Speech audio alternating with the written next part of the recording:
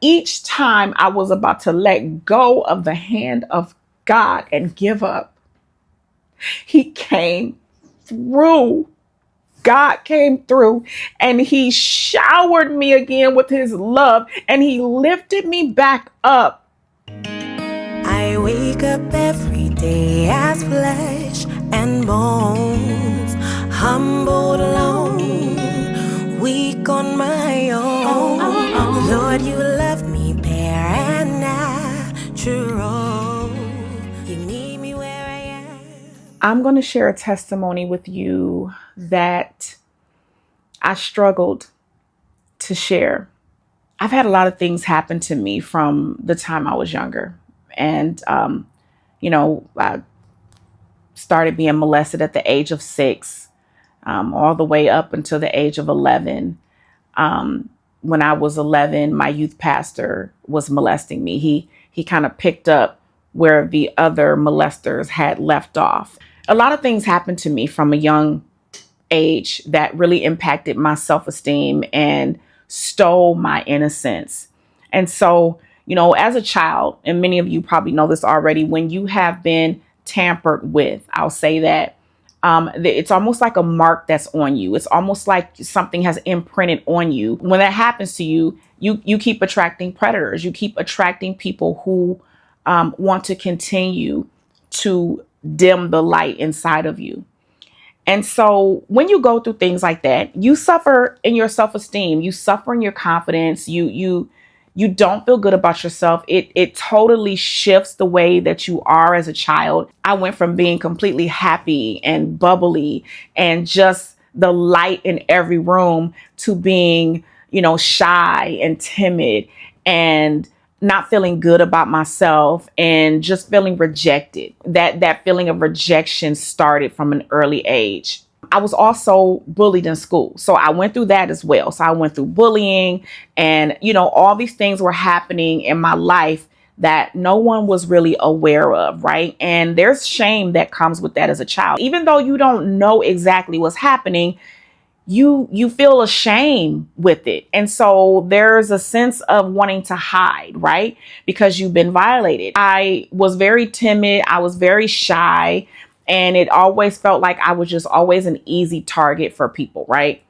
And in my neighborhood, I grew up in a neighborhood with, all the same kids on the same block. And I was sort of shunned from that group too. Everybody had like their cliques. And I was kind of like always the one that would just be sitting on the porch by myself, kind of just like reading a book or whatever the case, right? I was always sort of that oddball out. My friends were my family. My friends were my cousins. Those were like my sisters and my brothers. And that was my circle of people, my family. I was 12 and there was a guy who was very popular in high school.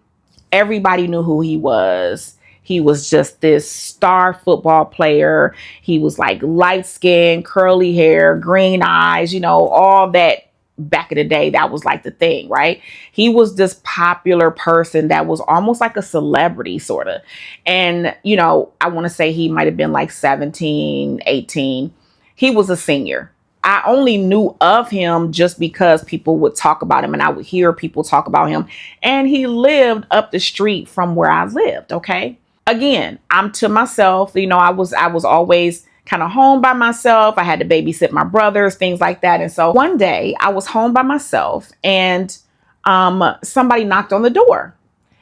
And it was this guy. It was this popular football player that everybody like is just like, he's the deal. He's like, everybody liked him, right? He could be walking down the street and people be following behind him. That's how popular he was. Okay. And one day he came to my house and knocked on my door. Now, the rule was that if somebody comes to the house when my parents aren't home, you don't open the door, right? That's most kids. You don't open the door. You don't open the door for anybody. You don't let anybody in. That was the rule, right? And so at the time we had screen doors. You know how you have those screen doors, those old mesh screen doors? We had one of those in our house. And so he knocks on the door. And so I kind of like crack the door and I'm looking and I'm like, yes. And he's like, hey, can I come in and talk to you for a second? And I'm like, no, I'm not allowed to let anybody in the house. I don't want to get in trouble. Remember now, I'm 12. I'm 12. And remember also, I had just come through being molested all these years in my life, right? All the way up until 11, right? And that was another situation that I'll go into that testimony with the youth pastor in another video. But I'm like, no, I can't open the door. And he's like, come on, I just want to talk to you for a second. He's like, I've been watching you and I really like you. Now, remember, I'm a girl that's to their self. I'm bullied all the time. I have no friends. I feel shunned. I feel like rejected, right? All this shame on me and everything, right? From everything that's been happening to me. And he's like, um, I really like you and I just want to talk to you. Like, I think you're so pretty. He's saying things to me that I haven't heard anybody say, like, just like really just going, just talking. And I'm still like, I'm in the screen door talking to him and I'm kind of scared, paranoid. I'm looking down the street like, oh my God, or, my mother gonna pull up any minute. And I'm like, no, like I don't want to get in trouble. Like I'm gonna get in trouble. He's like, come on. Like, no, but I just want to talk to you for a second. Just 5 minutes. I want to talk to you. I promise. And then I leave. Nobody even know I was here.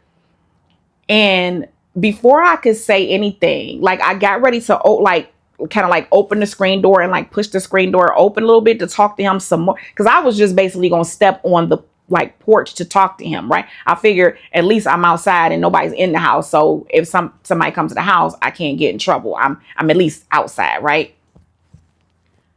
No sooner than I went to go open the screen door, he pushes his way through the door, closes the door behind me, locks it, and immediately starts grabbing me and like aggressively like kissing me and like just all over me. And I'm like, no, what are you doing? Like, I'm gonna get in trouble. You can't be in here. We're in the living room in my house. And I'm like, what are you doing? Like, you can't be in here. All right. So I had to adjust the lighting and I had to take a break and come back. So he's pushing me, like he's in front of me. He's pushing me back towards the couch, trying to get me on the couch. And I'm like, no, where, you can't be in here. I'm gonna get in trouble. And I just kept saying, I'm gonna get in trouble. I'm gonna get in trouble. Like, you can't be in here. And he's just like all on top of me. And he's aggressively like pulling my pants down. And I'm grabbing my pants, trying to hold him up while he's pulling my pants down. And I'm like, no, stop. You can't be in here. And next thing I know, he's doing the do and I'm crying. I'm telling him to stop. I'm trying to push him off me. He's holding my hands down and he's like, shut up before you make me fill in the blank. Okay. Fill in the blank. In other words, he didn't want to do something that was going to cause me to get pregnant. Okay. So leave it there. Use your imagination. I'm not going to say it on here, but that's what he said. Okay. And so that whole thing happened. And when I say it happened so fast, like it happened so quick, I didn't even know what happened. Like it was like a blur. It just happened so fast.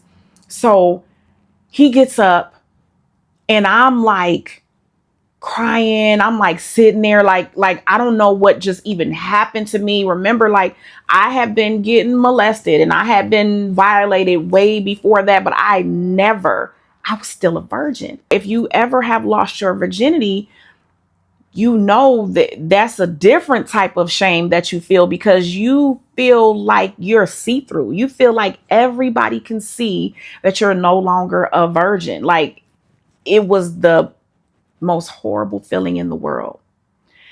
And I'm crying and he's not saying anything. He's not saying nothing. He got himself together, went to the front door, walked out the house and closed the door behind him. Didn't say sorry, like don't cry, like thank you, like, whatever. I hate you. He said nothing, right? And here I am, 12 years old on the couch dealing with what just happened to me, right? I'm experiencing what happens when you lose your virginity. I'm like, oh my God, right? So this is how the dollar comes into play. There's a knock at my door, like maybe 5 minutes after he left, right? And I'm like, oh my God, I don't know who it is, but I'm trying to like get myself together and like wipe my eyes and like straighten myself up. Like, I don't know who it is. Y'all, I opened the front door and it was all the neighborhood boys at my front door. And they all started laughing at me. And they were like, you gave it up for $1. You gave it up. You gave it up for $1. Man, she gave it up. That's all they were saying, right? Come to find out, he bet them $1 that he could get my virginity, that he could steal my virginity. And I was blown away. First of all, they didn't know that he just took my virginity, that I was not a willing participant, but he bet $1 that he could take my virginity, and he took my virginity. And it was the most humiliating, degrading, gut-wrenching feeling ever. And I was the laughing stock of the neighborhood for so long. And it was so damaging to me because I already was being bullied. I was already going through, had just been getting molested all pretty much most of my, from the age of 6 to 11, all these things were happening to me. Now, remember, I'm 12. I'm a little girl. The part that made it so hard was that I didn't tell my mom because I thought I would get in trouble for opening the front door. I thought this is my fault because I shouldn't have opened the front door. Like, I shouldn't have opened the door.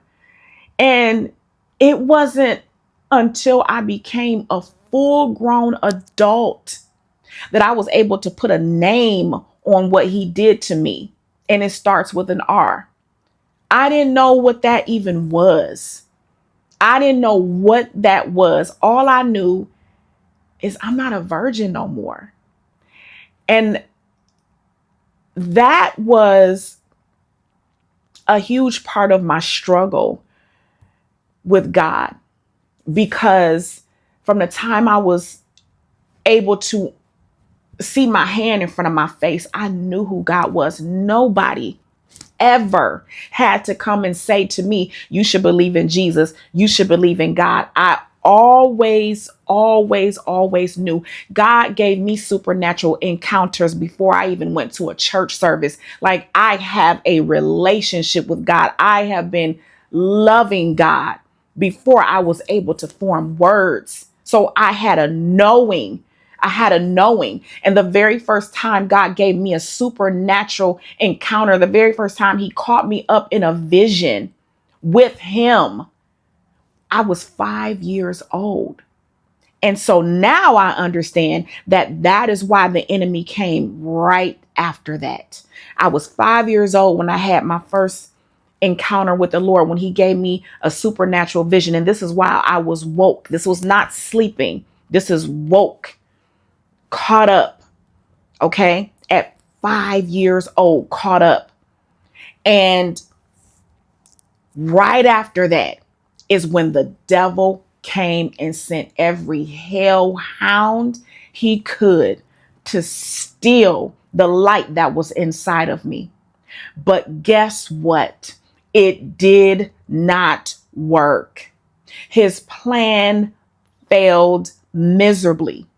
And so this is why I sit here and I come here, even when I don't feel like it. And even when the enemy is beating on me, right? Even when we're in a battle with each other, I'm fighting him, he's fighting me. Even when I'm going through hell and high water in my life, I continue to encourage because I know where I have come from and I know who I serve. I went through years of being angry with God because I said, why did you let this happen to me? Because I love you. I've been loving you. Why did you let me be done this way? And it was so painful because I felt so abandoned by God, and all I did was love him. But the Lord showed me that I was marked in the womb just as you are.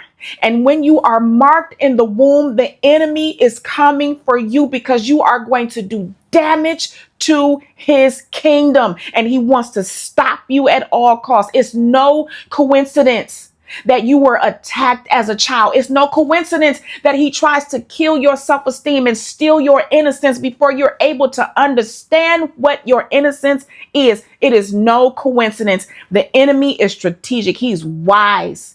And this is why the Lord tells us to be wise as serpents and harmless as doves. When I tell you, so many things have happened in my life. The enemy has tried to take me out so many times over and over and over and over. And he almost did a couple times. He almost had me a couple of times.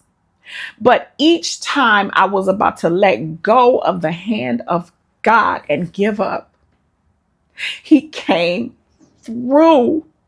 God came through and he showered me again with his love and he lifted me back up.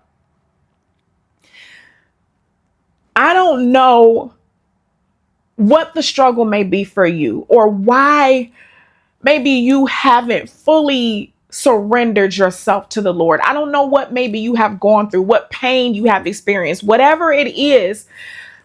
You must know that the enemy is only targeting you because of who you are in God, because you belong to the Lord, because you are marked with his glory.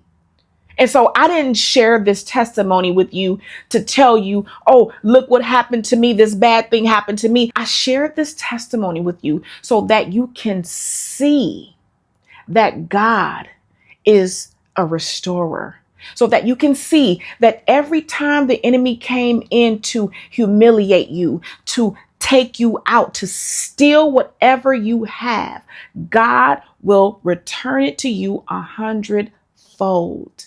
He will restore the years that the enemy has stolen, and he will give you a testimony that will blow minds. God is faithful, and the enemy only comes after the soldiers of the Lord. He only comes after the warriors that God has positioned to take him out in the final hour. You be encouraged on today and understand that whatever trial you've been through, whatever you have experienced in your life, whatever heartache, whatever hardship, whatever rejection, whatever abuse, whatever you've gone through, it's all going to be for your good. God is going to turn it all around and he's going to work it out for your good. And your testimony will be that God has restored me better than I was. Every single thing that the enemy used to attack me, God has given back to me with interest. Be encouraged and don't let anyone turn you against your Father in heaven. God is with you. He's for you. And if you faint not, you will mount up like an eagle with wings and you will soar. You will soar. And he will turn your mourning into laughter. He will turn your sadness into rejoicing. And you will be favored until the end of time. Be blessed on today. I love you on today. God loves you so much more. What the enemy meant for bad, God will use for his glory. Until next time, I'll see you soon.